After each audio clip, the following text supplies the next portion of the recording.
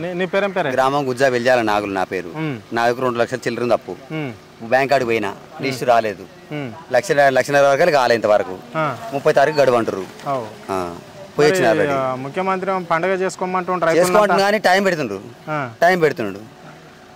ఆడికి పోయినాం బ్యాంకు దోపిడి దోస్తురు మిత్తి అని.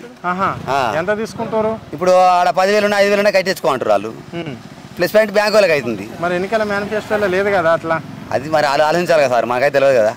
వాళ్ళు ఏంటంటే పండుగ అవుతుంది, ఏంటంటే రుణమాఫీ అయిందా కాలేదా, నువ్వు ఎంత ఆడ కట్టుకొని తీసుకొని పో.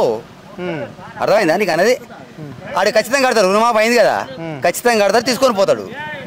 అట్లా బ్యాంకులు దోస్తురు 5 అయినా కట్టాలి 10 అయినా కట్టాలి. మరి అది మనకు అర్థమైతే లేదు. రుణమాఫీ అయిందని మనం సంతోషపడుతున్నాం. ఆడిపోతే ఏం చేస్తుండు, 5,000 10,000 నువ్వు ఖచ్చితంగా కట్టి నాకు సంబరం నేనున్నా. ఆడిపోతే ఆడు ఖచ్చితంగా కట్టినాడు, కట్టాలు తీసుకొని పోవాలి. తీసుకుంటారు.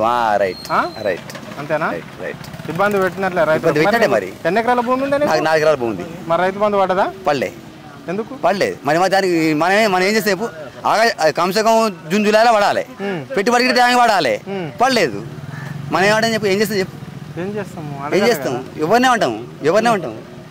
మీరు వచ్చినట్టు మీకు బాగా చెప్తున్నాం, కానీ వాళ్ళకి అర్థం తెలియాలి కదా. రైతు పెట్టుబడి కావాలంటే ఏడికెళ్ళి వస్తాయి, అలా చేయాలి కదా. నువ్వు రుణమాఫీ చేయగానే అయిపోతుందా? రైతు బంధు పెట్టుబడి కోసమే ఇచ్చే ఆయన 6 నెలలకు ఒకసారి. మరి ఎవరైనా రాష్ట్ర ప్రభుత్వం వాళ్ళైనా ఇప్పుడు గతం ఇచ్చి టైంకి ఇచ్చి రాళ్ళు, ఈసారి ఇవ్వలేదు. మరి రైతులే బాధపడేది.